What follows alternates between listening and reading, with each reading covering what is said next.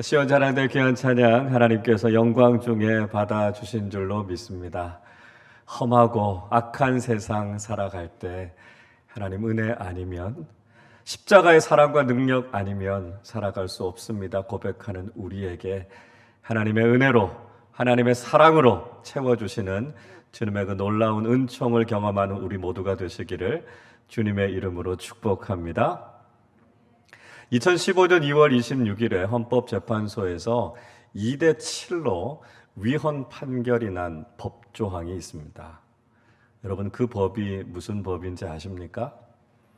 간통법이라고 하는 법입니다. 이 간통죄라고 하는 것은 배우자가 있는 사람이 배우자가 아닌 다른 이성과 성관계를 맺었을 때 성립되는 죄인데요. 1953년에 이 법이 제정이 됐습니다. 그러니까 62년 만에 이 법이 위헌 판결을 받고 법이 폐지가 된 것이죠.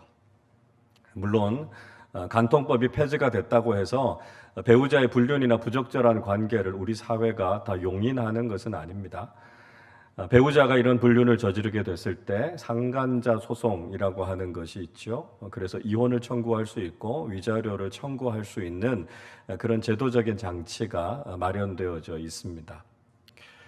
그러나 이 간통법이 폐지됐다라고 하는 것은 오늘 우리가 살아가고 있는 우리 사회의 인식, 또 우리가 살아가고 있는 세상의 성적인 이해에 대한 상황, 이런 것들을 가늠해 볼 수 있는 잣대가 되지 않나 하는 생각을 갖게 됩니다. 법이라고 하는 것은요, 최소한의 기준을 이야기합니다. 적어도 이 법은 지켜야 우리 나라가, 우리 사회가 존립할 수 있다라고 하는 최소한의 약속이 법이죠. 그러니까 법을 잘 지킨다고 해서, 법을 어기지 않는다고 해서 뭐 대단한 수준이거나 칭찬받을 만한 사실 그런 상황은 아닙니다. 자, 그런데 어떻습니까? 우리 주변에서요, 법을 잘 지키지 않고 살아가는 사람들이 너무 많은 거예요. 그러니까 법을 어기지 않고 그래도 잘 지키면서 살아가면 꽤 괜찮은 시민이다, 이렇게 인정받고 평가받고 있는 것을 우리가 볼 수 있죠. 근데 우리가 이 정도 수준에서 머물러서는 안 되고요. 보다 더 적극적으로 또 도덕적이고 윤리적인 삶을 실천해 나가야 됩니다. 우리가 인간으로서 마땅히 지켜야 하는 도리, 해야 할 바를 하는 사람들이 되어야 한다라고 하는 것이죠. 그래서 우리가 이 사회, 또 이 시대를 살아가면서 이 사회를 더 성숙하게, 더 정의롭게 만들어 가기 위해서 적극적으로 실천하면서 살아가는 사람들이 되어야 한다는 것입니다. 자, 그런데 이 간통죄라고 하는 것이 이 법이 폐지되고 난 이후에 어떻게 보면 우리의 부부 관계, 또 우리의 가정을 좀 건강하게 지켜줄 수 있는 최소한의 안전장치마저도 사라져버린 것이 아닌가, 그런 우려를 지울 수가 없습니다. 물론 우리가 법이 없어도 바르게 살아야 되죠. 법과 질서를 잘 지키고 도덕과 윤리를 잘 실천하는 수준 높은 그리스도인의 삶을 살아야 합니다. 그러나 우리 인간의 실존은 죄인이죠. 그러니까 사실 법이라고 하는 제재가 있지 않으면 언제든지 죄를 향해서, 악을 향해서 폭주할 수 있는 것이 우리 인간이다라고 하는 것을 우리가 너무 간과하는 것이 아닌가 하는 생각이 듭니다.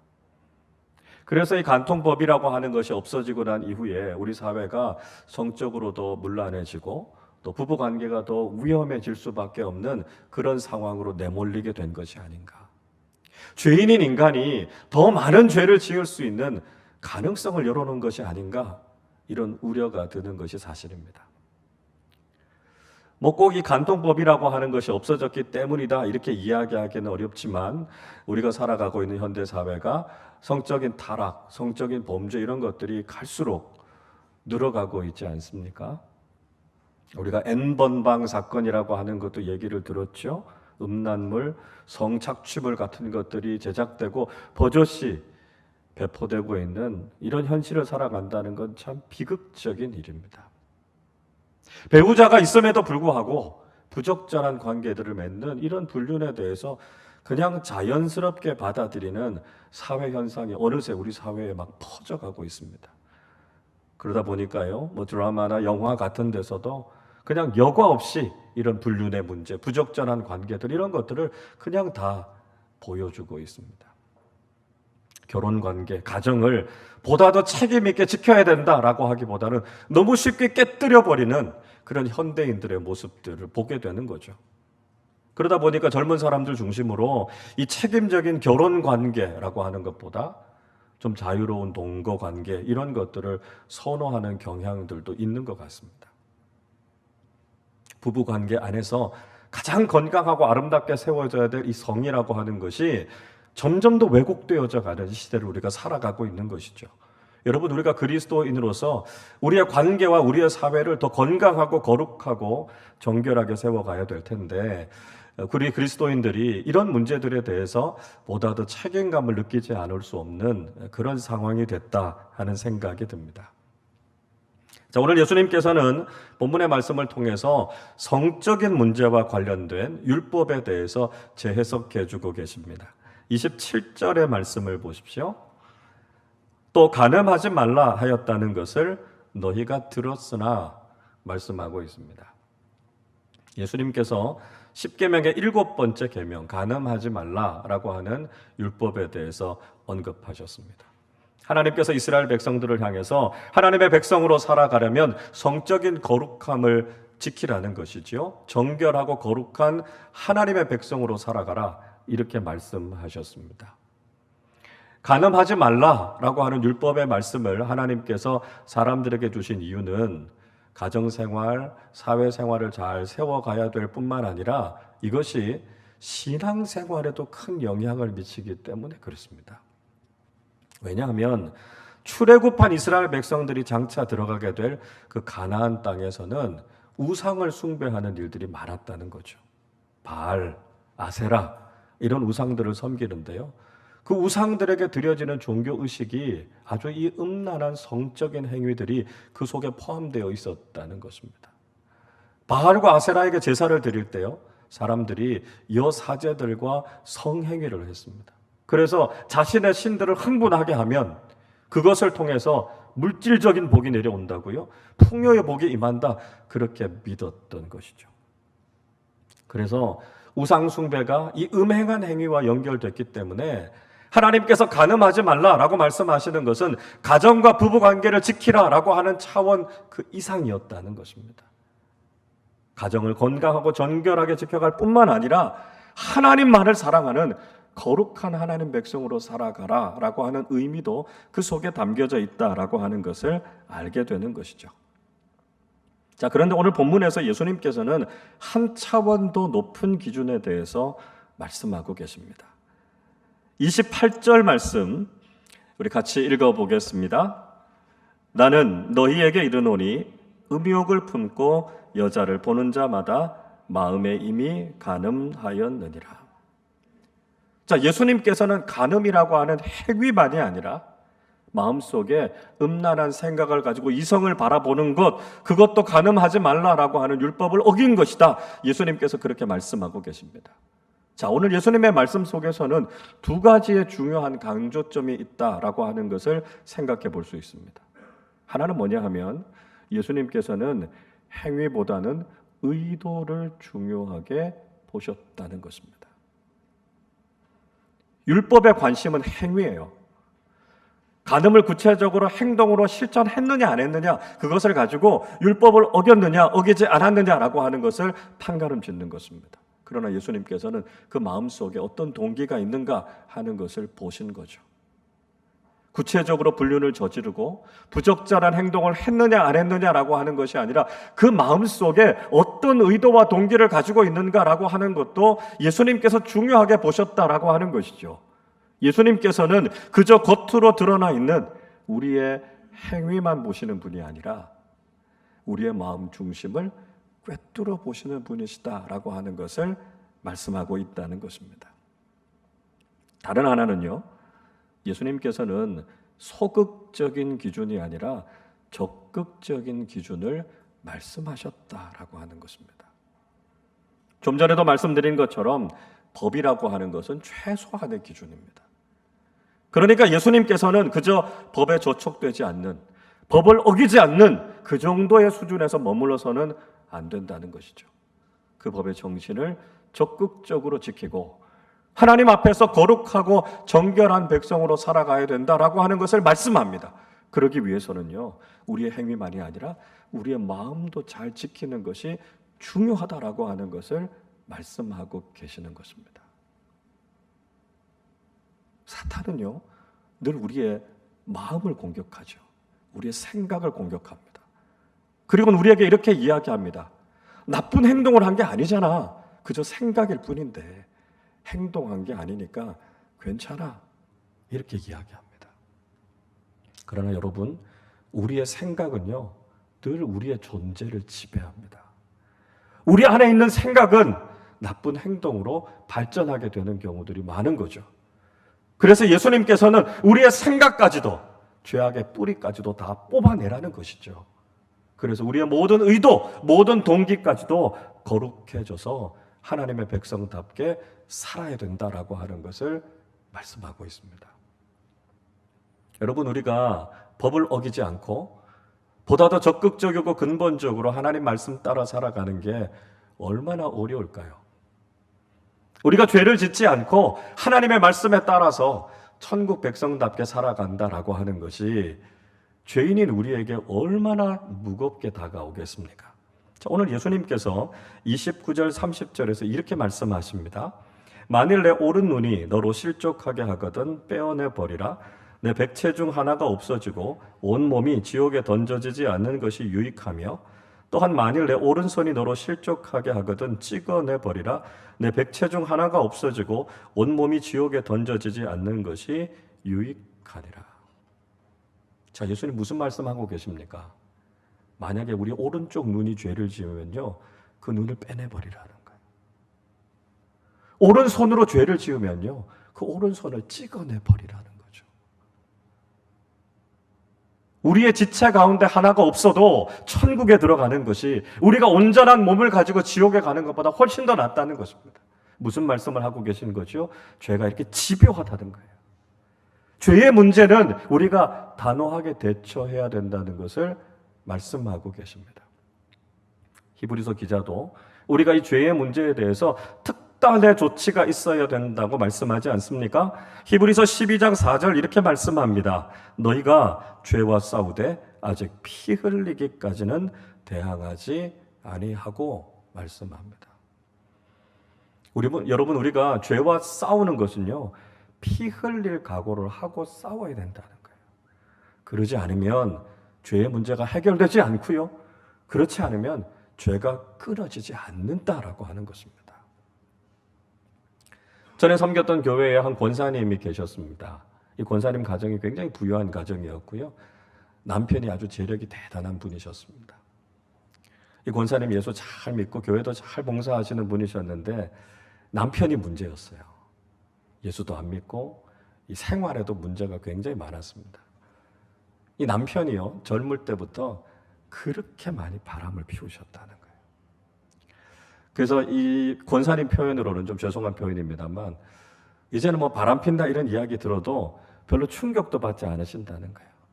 그저 어디 나가서 그냥 다른 자식 낳아서 오지만 않으면 그러면 다행이라고, 그런 일만 일어나지 않도록 늘 불안하게 지내셨다, 그런 하소연을 하셨습니다.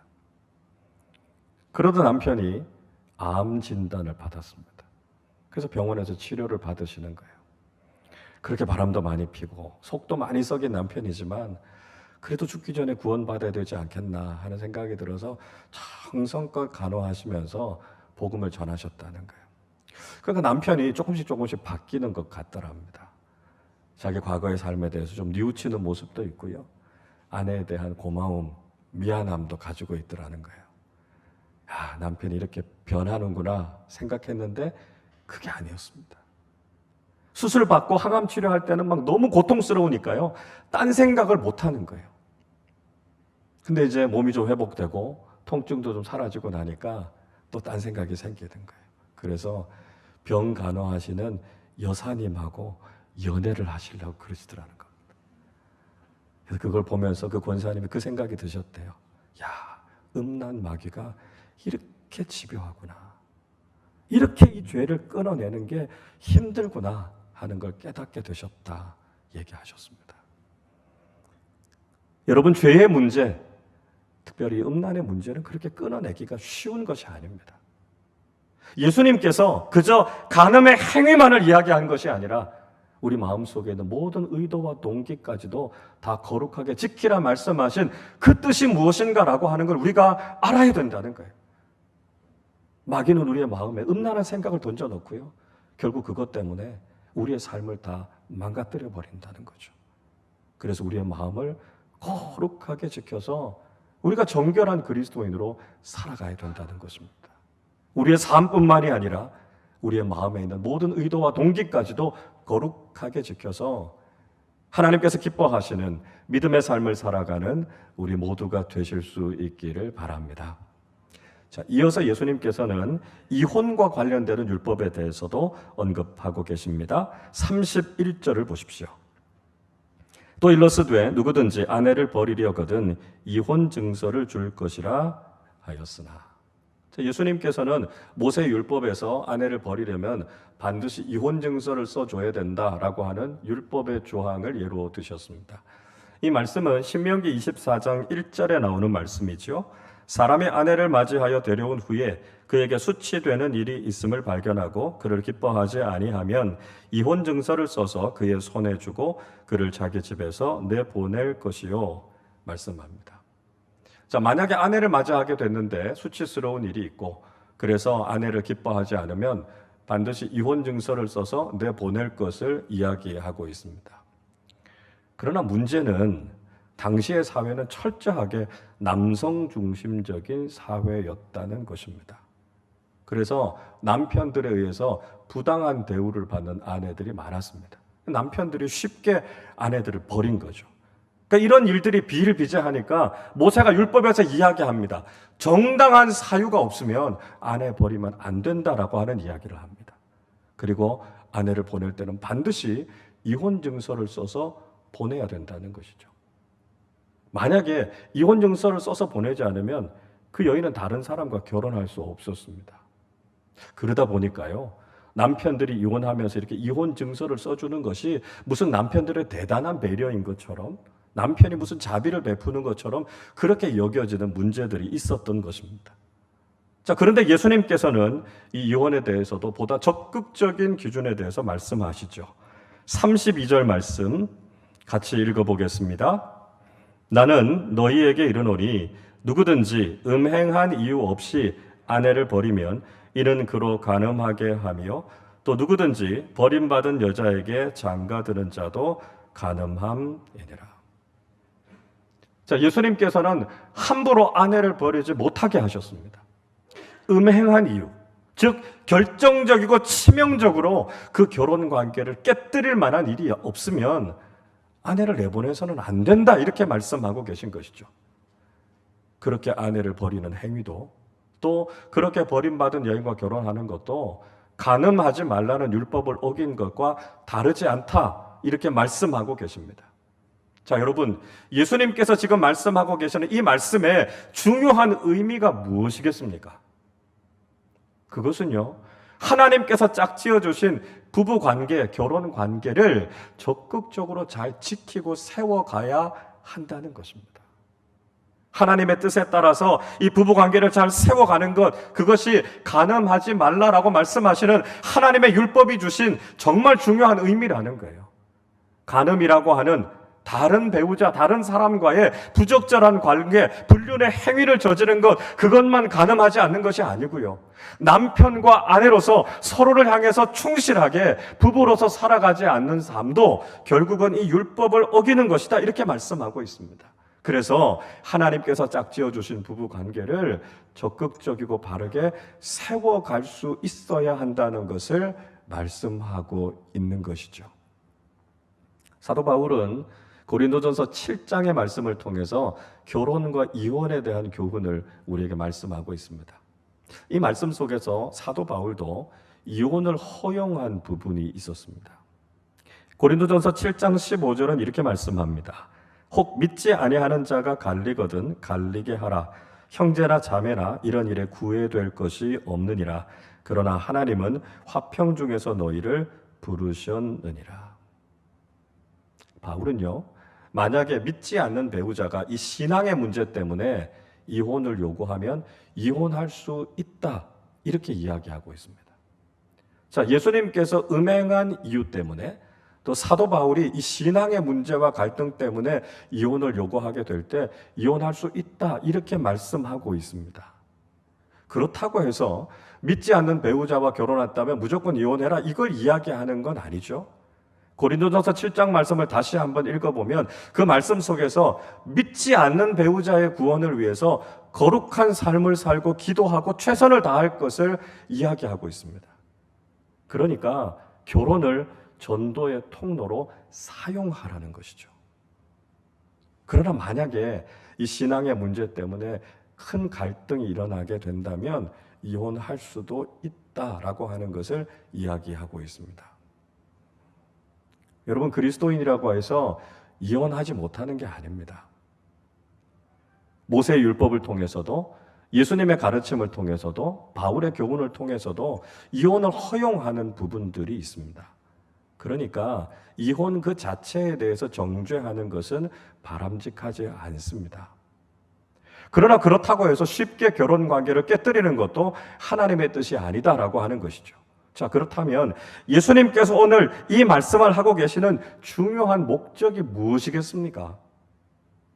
그것은 하나님께서 세워주시고 하나님께서 이루어주신 부부관계와 가정을 믿음 안에서 적극적으로 지키라는 것입니다.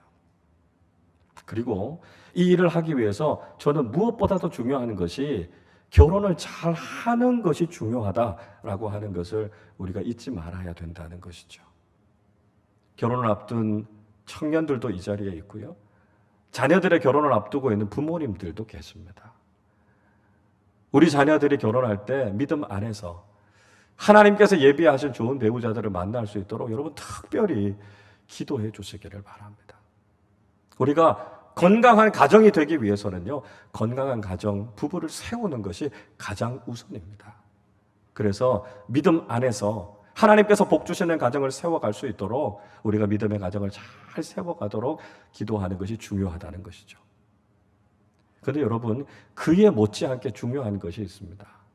그것은 하나님께서 세워주신 우리의 부부관계와 가정을 천국같이 가꾸어가는 것이 중요하다는 것입니다. 하나님께서 짝지어 주신 것이고요, 하나님께서 세워주신 것이기 때문에 하나님의 사랑을 가지고 사랑하고 세워가는 것이죠.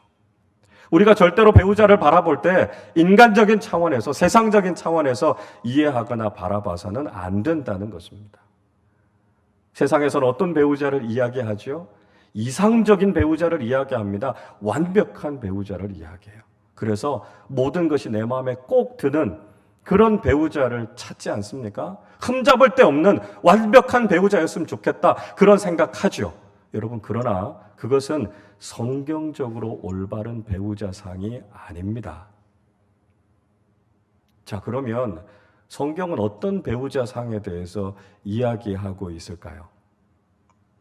창세기 2장 18절은 이렇게 말씀합니다. 여호와 하나님이 이르시되 사람이 혼자 사는 것이 좋지 아니하니 내가 그를 위하여 돕는 배필을 지으리라 하시니라. 하나님께서는 사람이 혼자 사는 것이 좋지 않다, 이렇게 말씀하셨습니다. 하나님께서 보시기에 좋지 않은 것이 악입니다. 그렇기 때문에 우리가 믿음의 가정을 세워가고요, 믿음의 부부가 되는 것이 하나님의 뜻과 계획이다라고 하는 것을 잘 이해하는 것이 중요하다는 것입니다. 오늘날 세상의 분위기처럼 결혼을 꺼리려고 하는 경향, 이 비혼의 경향은 하나님이 그렇게 기뻐하시는 게 아니다라고 하는 거죠. 물론 결혼하기 힘든 환경인 거 압니다.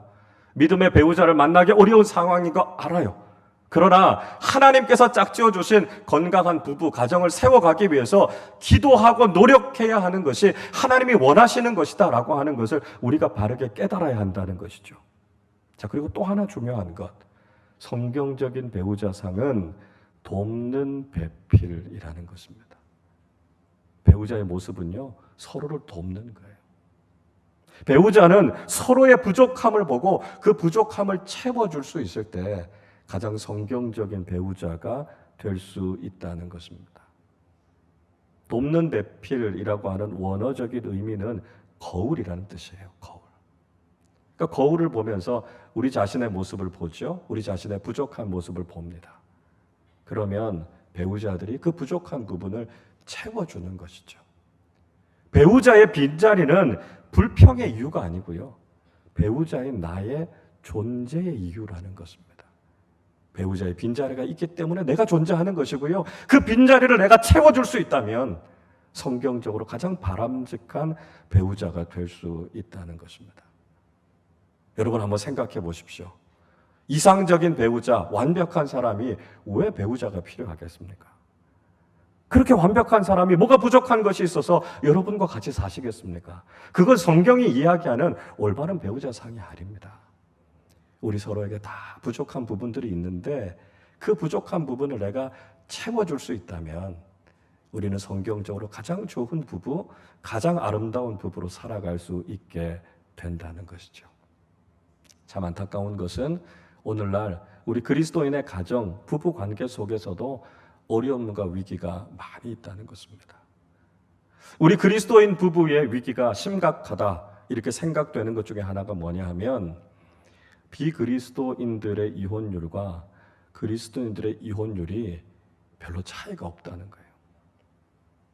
물론 아까 앞에서 말씀드린 것처럼 그리스도인도 이혼할 수 있습니다. 그러나 그 이혼율이 현저히 낮아야죠. 정말 어쩔 수 없어서 정말 더 이상 그 결혼 관계를 유지할 수 없는 상황이기 때문에 피치 못해서 하는 경우가 아니라면 우리는 그 결혼 관계를 잘 지켜나가야 합니다. 그러나 그리스도인들조차도 너무 쉽게 그 관계를 깨뜨려 버릴 때가 많죠. 외도나 성적인 문제 때문에, 경제적인 문제나 성격 차이, 여러 가지 갈등의 문제 때문에 그렇게 깨어지는 그리스도인들의 가정이 너무 많다는 거예요. 자, 그런 것은 이혼 증서를 써서 아내를 내보내라라고 이야기하는 모세의 율법에서도 음행한 이유 없이는 절대로 아내를 버려서는 안 된다라고 하는 예수님의 복음의 관점에서도 다 위배되는 행동입니다. 이혼에까지 이르지 않았다 할지라도 별거하고 있는 부부들, 대화가 단절된 부부들 많이 있습니다. 겉으로 보면, 교회에서 보면 그럴듯한 부부처럼 보이지만 사실 쇼윈도우 부부로 살아가고 계시는 분들도 있습니다. 우리 그리스도인들의 가정과 부부도 이런 위기 가운데 있다라고 하는 걸 인정하지 않을 수 없어요. 이 설교하는 저도 마음이 참 힘듭니다. 왜냐하면 이 문제가 우리에게도 예외가 아니기 때문에 그렇다는 것이죠. 여러분, 우리가 다시 한번 오늘 이 말씀 앞에서 우리의 가정을 돌아보시고 결단하실 수 있기를 바랍니다. 하나님께서 세워주신 이 부부관계, 이 가정을 주님의 뜻 안에서 아름답게 잘 세워가실 수 있기를 바랍니다. 세상적인 관점, 인간적인 눈으로 서로 배우자를 바라보는 것이 아니라 하나님의 마음을 가지고 복음의 정신을 가지고 그렇게 배우자를 사랑하고 가정을 세워가실 수 있기를 바랍니다. 우리의 가정이 천국과 같은 기쁨, 평안, 사랑이 넘쳐나는 복된 믿음의 가정들이 다 되실 수 있기를 바랍니다. 무엇보다도 배우자의 마음에 큰 상처를 주는 이런 성적인 타락, 이런 범죄들로부터 우리는 반드시 끊어져야 된다는 것이죠. 음란의 영이 우리를 노리고 있습니다. 건강한 가정, 건강한 부부 생활을 깨트리는 이 음란의 영으로부터 벗어나서 하나님께서 세워주신 부부관계를 건강하게 잘 지켜가실 수 있기를 바랍니다. 혹시 이런 문제가 있다면 주님께서 말씀하시는 것처럼 내 눈을 빼는 것 같은, 내 손을 찍어내는 것 같은 이런 단호함을 가지고 이 죄로부터 벗어나실 수 있기를 바랍니다. 복음의 말씀과 성령의 능력 안에서 우리의 가정을, 우리의 부부관계를 건강하고 아름답게 세워가실 수 있기를 바랍니다. 복음적인 부부로, 복음적인 가정으로 하나님께서 기뻐하시는 믿음의 가정을 세워나가고 아름답고 정결한 천국 시민답게 살아가는 우리 모두가 되시기를 주님의 이름으로 축원합니다.